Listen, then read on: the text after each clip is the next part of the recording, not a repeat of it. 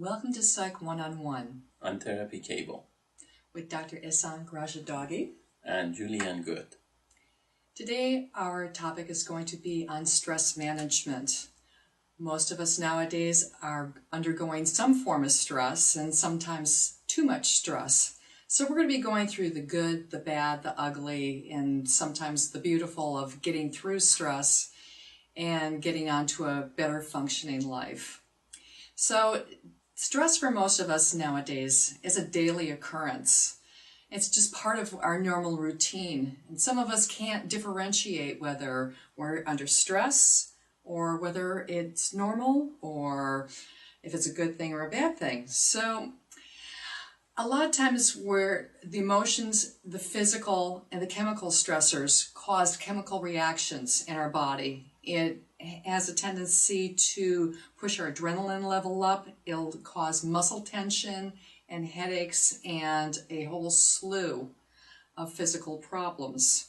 And some of us are used to living with it. Some of us try to medicate it. There's different forms that we try to do with trying to take care of stress every day. And there are different types of stress, and I'm not sure if we're going to cover it, but eustress, distress, stress, right? Yes. And basically we have to, as Julian said, really detect what kind of stress we are dealing with. Is it something that actually requires maybe a level higher than we are used to, or a level lower than what we are used to in terms of the way we respond to it? And you're right in terms of the chemical level and the neuronal and the hormonal and physiological responses that our body has. And stress is not just a physiological phenomenon, it's also a psychological phenomenon. And it's a combination of that really, takes us down. Yes, and sometimes it's both at the same time. Right. And it's hard to control. It is. And so this impairs our balance and our stability of functioning. And we need a small degree of stress in our lives because stress serves a purpose. Mm-hmm. Stress gets us going in the morning. Stress says, okay, you need to get up, you need to start going, you need to go to work, you need to go to school. Because if we didn't have at least a little bit of stress, we would not be doing anything at all. We'd just be laying on the couch and watching TV all day. And that's the opposite of what we want to be doing as well-functioning human beings. So the good stress is that component. It keeps us focused, it keeps us working, and it propels us to move forward. So is the case with anxiety. A lot of people that I work with, they wonder about, I'm worried, I'm anxious, and I just want to get rid of it. As if it was possible that we would be completely peaceful in our lives. However, that's really not possible. Anxiety that most people shun is actually a good thing, if you think about it. A little bit of worry, a little bit of anxiety, it's natural. It's the way I look at it is, and I help people understand it, is to look at anxiety as an alarm system. We need an alarm system in our lives when we are coming across problems, issues, and in fact, a lot of times based on what we have experienced in life, our brain has almost like this alert system that can anticipate certain big problems emerging and then can alarm us and alert us to, be careful, this may happen. So the problem I see is usually that people are out of sync with their own alarm system. They haven't really paid attention enough to develop and be one or on the same frequency with their own alarm system. So they're always afraid of this internal thing that they have, and that's why things don't work. Even if a hurricane is coming their way, because they're not paying attention to their own alarm system, they can't really be prepared for it. But the more we pay attention and learn about that alarm system, we can be prepared for it and be on alert and kind of detect the signs and signals and do something about it. Yes. So it's with stress when you're saying good stress, right?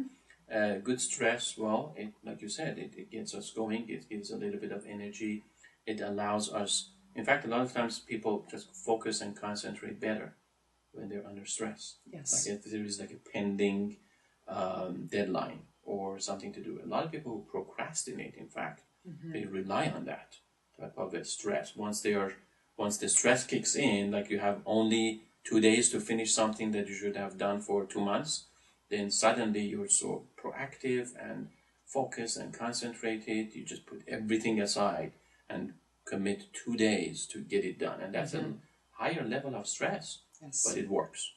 And it's a higher level of focusing and functioning also. But as you brought up before with the internal system, the alarm system, sometimes people are in a state of overstress and they're used to that. And it's that system has gone into overfunctioning and not being good for a person's well-being because they're on high alert all the time. Yes. So it leads to anger issues and physical breakdowns. Stress affects every part of a human being, especially immune system. You know, if you come down with, colds or allergies or anything like that, just something that might be small and common in every day and stuff, the immune system saying, you need to slow down, you need to stop, and you need to figure out what's going on with you because I'm going to make you slow down. Right. You have to take time out now. And part of the reason why that is so, because the immune system is affected, is because technically, although our brain and body is able and capable of multitasking, most of those multitasks actually are organized around one major goal. When we are under stress, we are being responsive to threats or demands from the environment. So basically, the goal is to deal with these environmental factors, or sometimes even these environmental factors can also be some kind of, let's say, illness, like when bacteria affects or attack our bacteria or virus, they attack our body, then that by itself is also a stress, and then the body has to respond to that stress. When that happens, all the resources of our mind and body is gathered and collected and basically directed toward this threat management. Based on that, our body then cannot really at the same time multitask in the fashion of doing both attacking the environmental threats as well as self-care. The self-care, what I mean by that is that building up internal resources, which is the immune system. The immune system by itself, we know, is enhanced when people actually relax, when they go to sleep, when they are taking a break. That is the time when body is recovering, rebuilding cells, basically stashing up on the resources that it needs internally, which that it is that immune system. So these are two almost contradictory goals. The body can, and mind and body cannot do both at the same time. So when it is defending against these stressors, it cannot work on the immune system, and actually the immune system is also being used up and depleted in order, because it's an internal resource, in order to deal with external stressor. And so, well, it's being depleted, and that's the reason it's being depleted. And you would wonder, well, why does stress lead to weakening of immune system? That's why, because it's basically being drained to deal with everything else, and at the same time, the body is not replenishing it because it cannot multitask in these major goals. Once the stress stops and the body can kind of relax, that's when it kind of lets go of these external stressors and refocuses internally on rebuilding the internal resources and the immune system and basically taking care of the body itself. And that's why sleep is so important. It is. And So that is a significant problem in the society right now, is people getting decent sleep. Yes. It's either, a lot of times it's sleep problems, it's insomnia, it's initial sleep onset problems, or waking in the middle of the night and not being able to get back to sleep, waking up too early. Or if you're in a state of depression, sleeping too much. So again, that does throw off the immune system, because we have to, as most functioning adults need to have about 8 hours worth of sleep a night. And I think we forget about doing that. We try to short circuit that if we're too busy in our lives. We'll just like, oh, well, I'll make it up somehow, but your body doesn't really make up sleep very well. Your body functions much better if you go to bed at the same time every night and wake up at the same time every morning. Right. That is where our highest functioning comes into play. And interestingly, there was the studies that have been on sleep, they show that really, maybe contrary to popular belief, sleep hours or duration between 5 to 7 have been mostly linked with the highest number or highest duration of longevity. People who sleep between 5 and 7 hours every night, but the key is that consistency every night, they are actually experiencing the longest age and longevity in their lives. Whereas a lot of people may think, well, you need more sleep. You need at least 7 hours, at least 8 hours, at least 9 hours. That is not the case. It's not the amount of more than 7 and 8 and 9 hours that helps. It is the consistency. Even, in fact, when consistency is constant, and people are getting sleep during the same type of a schedule every single night, it has shown that 5 hours or 6 hours are just enough.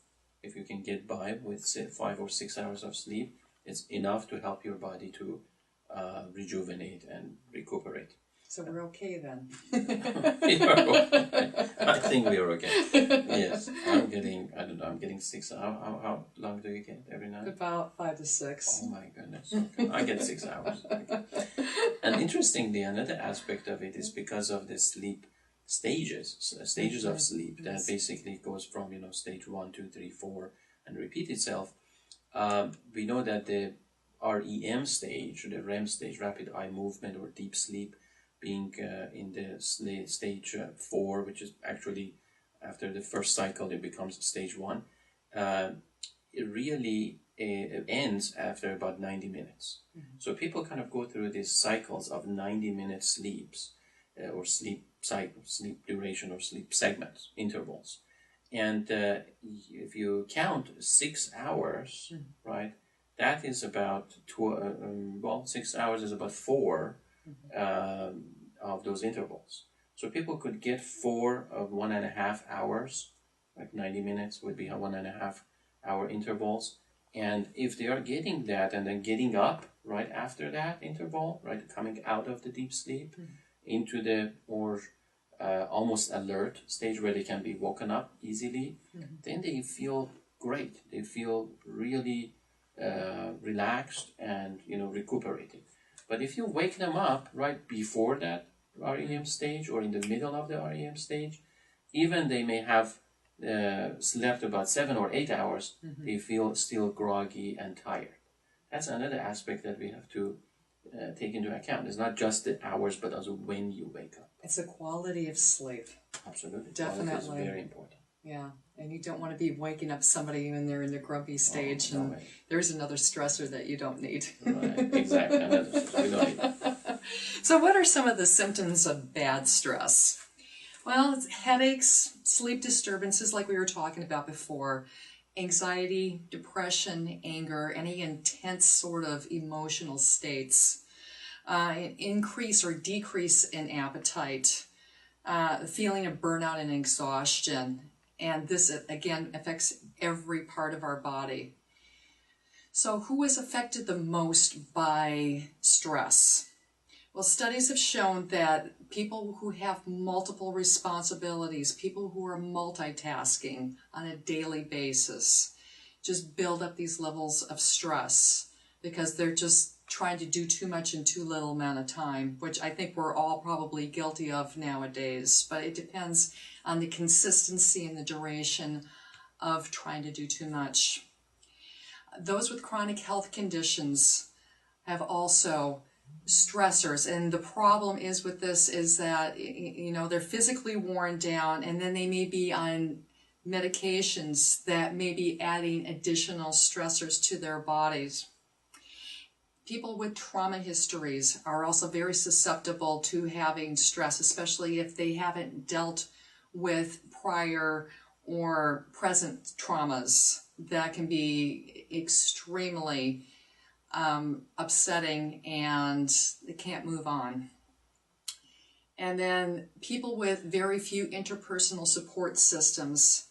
One of the things that I found doing the research on this was that was consistent with people being able to deal with stressors much easier if they had friends, family, counselors, anybody that they could go to and relate on an honest level that took the stress levels way down.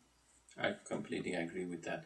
I think we have only a minute left, or we have to wrap up to look at the few messages as part of our sponsors.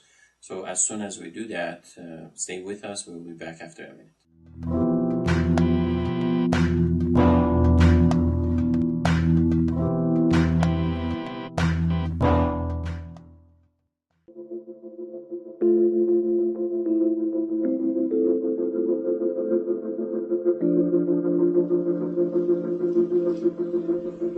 Hi, welcome to Adelante. This is Adelante Recovery, and my name is Yvette Kuglin, and I'm part of the staff. Adelante Recovery Center has helped people in dual diagnosis for 5 years. We accept most PPO insurances and provide luxury accommodations and 24-hour support. To speak with an admissions counselor, call 1-888-242-4450. A lot of time we don't even know what's wrong with us, and sometimes we need to get away to figure that out. So if you want to go for a little retreat out in Corona Del Mar, which is a confidential location, we're here to help. So we're only a phone call away. Thank you.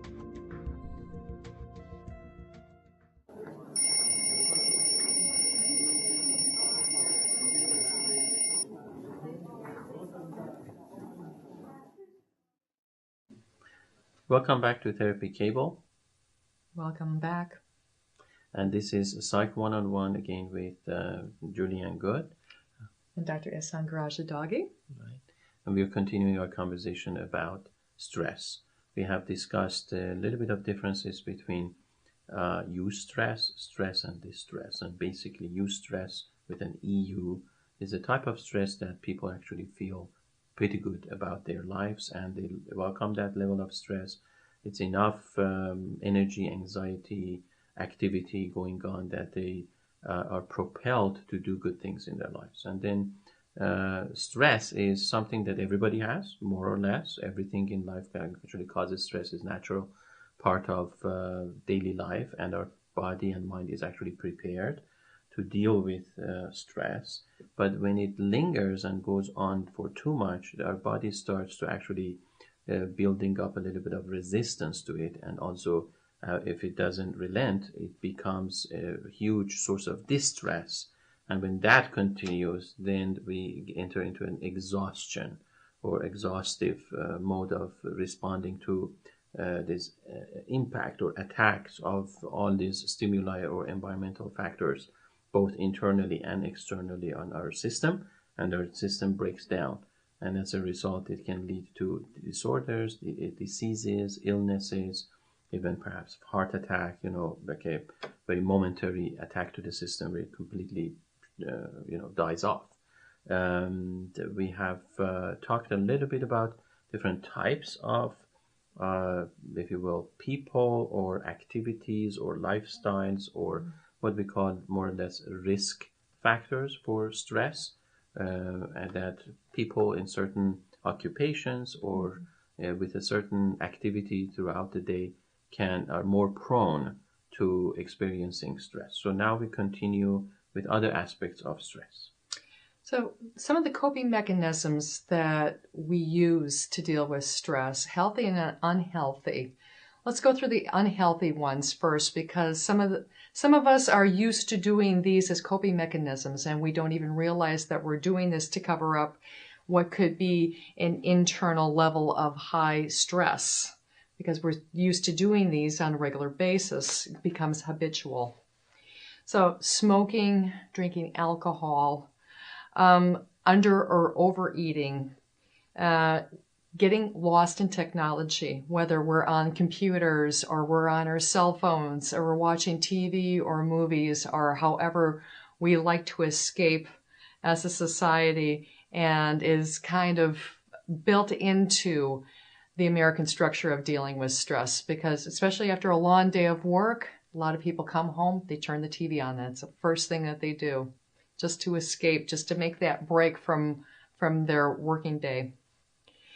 Negative relationships or work can be very draining. And if we're used to being around that component, sometimes we need to stop and ask, what is it that we're comfortable with this, that we're allowing these people and these situations to drain off of us? Next is withdrawal. A lot of times people will just get overstressed. They'll come home, they'll shut down, or they'll go in their cars, they'll shut down. This is very common to happen. We just need to turn everything off. Sometimes it can be good and sometimes it can be bad. It depends on how much you're doing of it. So procrastination, the tendency to put things off until the very last moment. You know, for people who don't make lists, that can be really common. You just put it in the back of your brain and you do it. You just wait until the very last minute. This happens a lot if you're in college and you're cramming for those exams. Fighting or having arguments with or road rage, any of those can definitely be an unhealthy way to cope with your stress. Eating too much or too little, again, it's getting enough nourishment in your body so you can keep functioning on a healthy level. So those are all unhealthy ways of coping. Sometimes we need to go into doing them a little bit. That's okay. Again, it's just so that you don't do so much. And the healthy part of it is, walking, breathing, social support. One of the things that we like to stress on Therapy Cable is social support. That's very important for all of us. So meditation or prayer, eating smaller portions of food, and just slowing down a little bit. So we're going to come back to some of the ways that you can incorporate some stress management and reduce your level of stress overall when we come back from this commercial.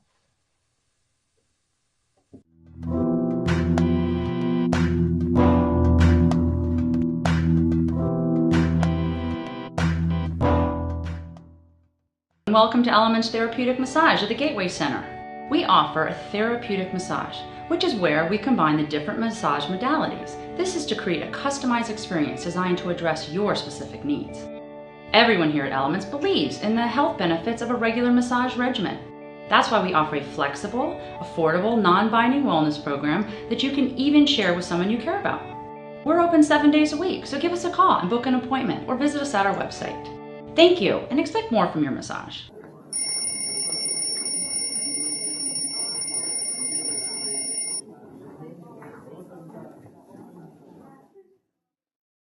Welcome back. Okay, so we covered basically a little bit of healthy and unhealthy ways of responding to stress. I would like to add a few in terms of the unhealthy ones that is very, very common and rampant. People wanting to self-medicate. Mm-hmm. So you mentioned it like shutting down. But shutting down is not just sleeping or going to your room and withdrawal or isolating. And so a lot of people just want to shut down their physiology. Mm-hmm. And that's where they get into substances, because if they have had an opportunity to use substances, they have noticed that the effect of substances on the body is usually associated with some kind of a alteration of consciousness and physiological sensation, where basically you may not feel, you stop feeling, you don't feel the time anymore, you don't recognize how much time is passing, how much pain you have, how much anxiety you have. So all those quantities basically get distorted, and also the quality changes. Like if you had a really painful experience, and when you take some substances or medication or alcohol or whatnot, that quality of the pain changes as well. Suddenly you may look at the whole thing differently because the quality has changed. So I think that's important to note this, that people resort very quickly to these, and then it becomes habitual response to stress, which can exacerbate the situation, because then it makes the body weaker. When we are shutting it down, we are self-medicating, we are stymieing or stifling the natural response that the body usually would have to stress.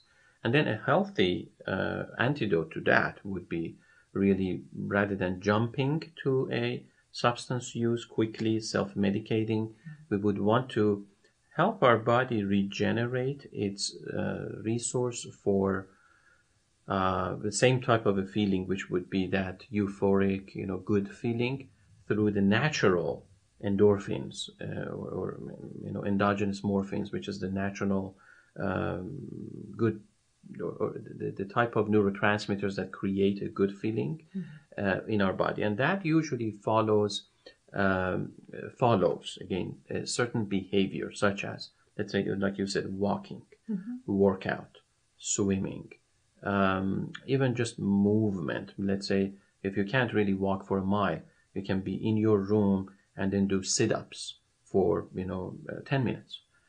Anything above 5 to 10 minutes actually gets these endorphins going. And in addition to that, another thing that people can do is laughter. So, they can just start smiling, changing the muscles of their face, and that is going to release endorphins, as well as just simply maybe watching a movie, watching a comical movie, watching something, although if it is not becoming a habit, but once in a while we can just put that up and get into that mode of, maybe even reading something that is funny. Again, the purpose is laughter, fun, excitement. We can generate that in order to deal with the stress. Another way would be, I think you mentioned that, but simply meditation. Just that you put yourself in that is a kind of withdrawal and isolation that is a good thing. We have different types of withdrawal. If mindfulness. Mindfulness. So, and by meditation, we are simply just paying attention internally without focusing too much on a particular thing. So we are just paying attention to the process that our body is going through, and take our mind off of specific goals or tasks. The entire goal is to just be in the moment. That is what meditation is about.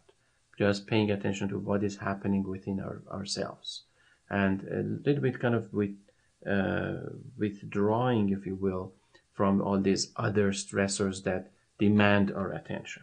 So that's some of the things that we can add, and you have some questions.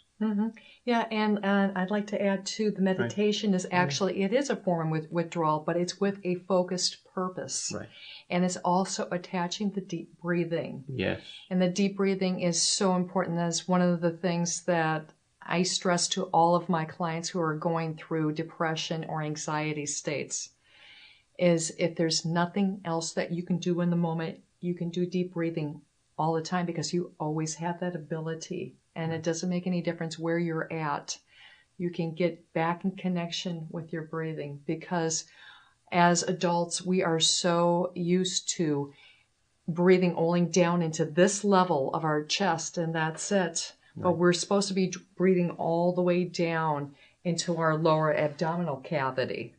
Right. And that brings all that life-nourishing oxygen in and cleanses our cells, and it reduces the anxiety level. That's true. As you were talking, I was doing it. And it Me reduced too. my anxiety level. It's very important. So, some of the questions you should ask yourself if you find yourself in the state of anxiety and stress more than you would like, more than is comfortable to just get you going during the day. It's causing some conflict within yourself, within your relationships. And it is just permeating a lot of areas of your life. One of the questions is, am I saying yes to doing too much? Or am I just doing too much? We can sometimes overcommit ourselves, especially nowadays. I think there's a tendency to try to get in as much as you possibly can within a 24-hour period. But historically, we were not built to be doing that much. So again, just letting yourself slow down and stop momentarily is a really healthy thing to do. The next is, do I see my friends and family enough? Do you have enough friends? And if you're saying no to that, you should reevaluate how you're doing your time management and how important those relationships are to you. Because that is one of the best things that you can do for your life, is make connection with other people. We need others to thrive and survive. The next is, how much do I feel in control of my life? I'm really in control. I mean, there's not everything in life that we can control, because there's so many other factors that we have to deal with. But what can I do to feel that I am empowered in my own life and I can control things that I can control? The next is, do I look at things realistically? Oh, you're like, okay, what's realistic here? Well, not blowing things up out of proportion or making mountains out of molehills, like the saying goes. Anything like that. Just sometimes you can add drama in where it really doesn't need to belong. So, again, take a step back and ask yourself, am I reacting appropriately to the situation that I'm in right now? So some of the common stressors that we can have in our daily lives that we may not even think twice about is time management factors. Are we overextending ourselves? Are we looking at things? Are we thinking things through properly? Are we keeping our anger and irritation levels to a minimum? Do we have any kind of insecurity about the ability to change our current situation? Maybe we need to have some kind of assertiveness training or self-esteem sort of exercises, or looking at ourselves a little more closely in those arenas. Do you have enough stress reduction in your life? Sometimes we need to put that into our calendars. Okay, now I need to meditate for 10 minutes. A lot of people like to wake up in the morning and just sit down and meditate for 5 or 10 minutes and get into that space where I'm in touch with myself right now. And therefore, when I come out of this meditation, I can deal with the world a little bit better and easier. Are you pessimistic? That needs to be looked at and asked, what are the reasonings for feeling bad or not good enough, or something's not quite right? Are there any kind of conflicts in your life that need to be resolved? Communication can get into that. So are you feeling burnt out or worn out? Really be honest with yourself. Do you need a little more rest? Do you need a little more food? Sometimes we just need basic things to get us back into balance and order again. And are you lonely at all? This is a huge factor for people's well-being, and research has shown that people that are feeling lonely have a tendency to have more medical issues and be seen by doctors more often. Again, we need to have that human connection. Would you like to add anything, Dr. G? Sure. What I would definitely like to add is that a lot of these common signs or problems, etc., may be hard to believe. In fact, for instance, some of the things that you said, are you spending time enough with your family?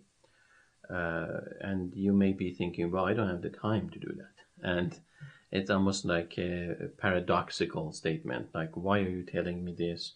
If I had more time, then I would. It's not about wanting to. So let me add this. These are signs that have been shown over time that simply just lead to more stress and distress. So if you notice these, whether or not it makes sense, you would want to just focus a little bit on the meaning that we are trying to convey. That these are the very signs that you may very well be under too much of stress. So it takes a little bit of a conscious intention here for you to kind of wake yourself up. It's not about believing us or not believing what we are talking about. What we are covering here is based on research. First, before we do anything here on Therapy Cable, we research the material and we look into multiple resources to share this with you. So it's not really a personal opinion, you should spend time with more time with your family. It's not about that. It's not a value judgment. But we see that when people kind of are drifted into this, automatic lifestyle where they're overwhelmed, where they're doing multiple different things, and then they don't really notice the risk factors themselves. And everything may make sense to them, everything in terms of, I have these multiple projects going on, multiple tasks, I'm doing 500 different things, and seemingly things are okay because I'm paying my bills, I'm taking my children to school, I'm going to work, and I'm productive at work, and everybody is happy type of a deal. However, I may be simply not aware that while I'm doing all these things, I'm also under too much stress. And how would I know? That the question is really who and in what way can they tell me, take it easy a little bit, take a break. Well, these are the signs. If you notice any of these, like you mentioned, conflict, pessimism, loneliness, not enough stress reduction, not enough time with family, doing multiple projects at the same time, not taking breaks. And in fact, what I would add to that is any type of a physical ailment that comes up, like we said, flu or headaches or muscle aches or disc problems or joint problems. Any of those signs are good signs for you to just pause and take a break and say, wow, I don't really want to jeopardize everything that I'm working for, everything that I'm building. So research shows that these are good signs, indicators, and risk factors. So let me look into that. Wow, I'm not spending time with my family. Yeah, I've seen my family members for 2 weeks or 3 weeks or a month. Well, then let me check with someone. Am I really under stress or not? Has it anything to do with how I'm approaching stress in life, which would also tie into time management? Those are very important things in life to think about in terms of how to deal with stress. We are only sharing a few of those with you. We can't share everything, but these are a good start. So now what we would like to do is go to the next segment. Before we go there, we would like to take a short break, look at the next few messages from our sponsors, and we will be right back.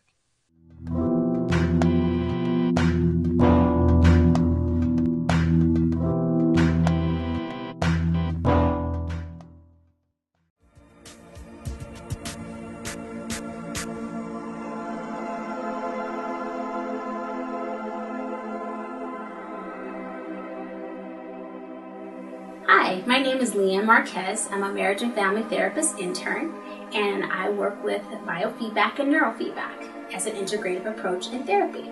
And what that is that it's a body scan, and it scans your body or your brain waves that gives me additional information about you. And these things could be unconscious, and that helps me with your therapy and helps you move along quicker. Also, I'm offering a free session, 20 minutes for you if you contact me.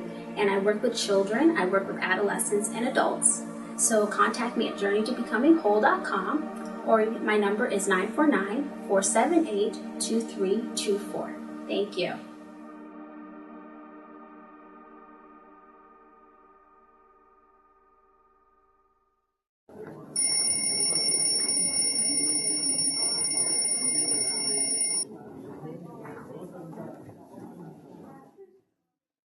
welcome back to Therapy Cable. This is Psych 101.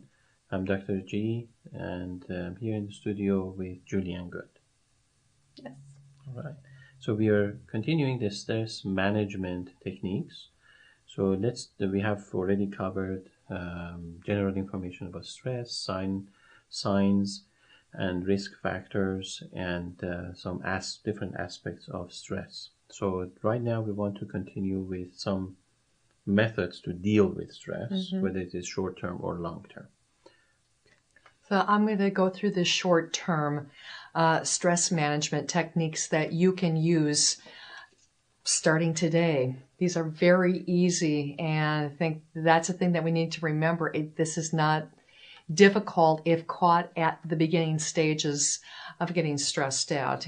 Getting in touch with some of the signs and realizing them when they come up in your body, like the muscle tension or physical ailments or just feeling run down. So one of the first things I always recommend is doing deep breathing. And it's breathing all the way down into your pelvic bone here. And just by the count of 4, just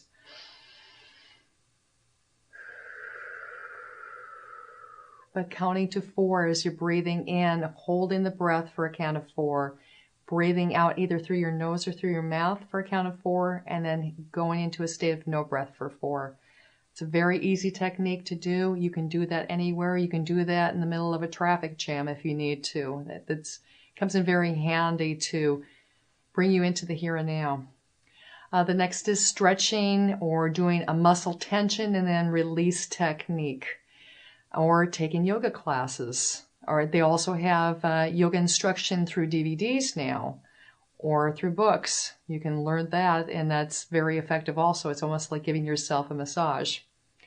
The next is doing imagery work in your head, whether there's a place that you really like to go that de-stresses you every time you go there. You can just imagine that place in your head, just even for a few seconds, can bring you into the here and now, just letting go of that stress. Reflection of the wonderful things that you do have in your life. We all have good in our life that we need to be grateful for and reminded of, sometimes on a daily basis, instead of sinking into that negativity and looking at what we don't have. Be thankful for what you do have. And mindfulness techniques, again, the meditation, the slowing down of your breath, the concentrated focus of just getting in touch with yourself. Walking. Anybody can do walking pretty much. I mean, even if you're physically debilitated in any way, you can get out and get some fresh air somehow. Most of the time, that's really helpful. Even just a few minutes, like going around the block sometimes can be really important of getting back into the moment. Of course, exercising, any kind of exercising, this is going to be good, but hopefully something that's going to be fun and maybe even a little bit of challenge. And what I call choose your battles wisely. Don't get over dramatic about things that really don't need to have that much energy put into them. Sometimes you just need to let things go, put things in perspective. And again, be grateful for what you have. We have so much to be thankful for. Just remember that, just momentarily. Dr. G? So some of these methods of dealing with stress in terms of medicine or pharmacology or homeopathy may be helpful for sure, because they enhance the immune system, and if they do. So that is really another aspect of stress management that people have to look into and really educate themselves. In the future, we will also bring nutritionists here on the show who can actually go into detail of different supplements, such as, let's say, vitamin A, B, C, D, and all kinds of different other homeopathic supplements and sources that people could take based on, plants, different plants that are useful, or roots that are useful, or simply nutritional products that are useful. However, too much of anything is not good, just as much as too little of a good thing is not good. So pay attention to the information that you're getting, what I would do is really do a little bit more research, get the second opinion and the third opinion before you jump into changing your diet and augmenting it with all kinds of medication or pharmacology or the homeopathy. If you hear about vitamin D, well, too much of the vitamin D can lead to problems. If you hear about vitamin C or E or A or any other type of a medication that anyone would come up with, too much of it is not good. A lot of people who are under stress, let's say, as you mentioned, in college, they think that if they take stimulants, they can actually help their stress. We can kind of reduce the stress by being more active and more prepared and more present-minded and more focused, although they're actually making their stress worse. So you have to really keep in mind that balance is the key. So you have to educate yourself. What is that balance? What does it include? How does it look within your life, in your life, within your day, and including your type of diet? It's very specific to your particular and unique lifestyle. Usually when people just follow blindly everything that everybody else is doing and their friend is doing, that's the wrong approach, because you're simply are trying to go according to a recipe that has worked for a different person, and you're not that person. You're not even close to that person.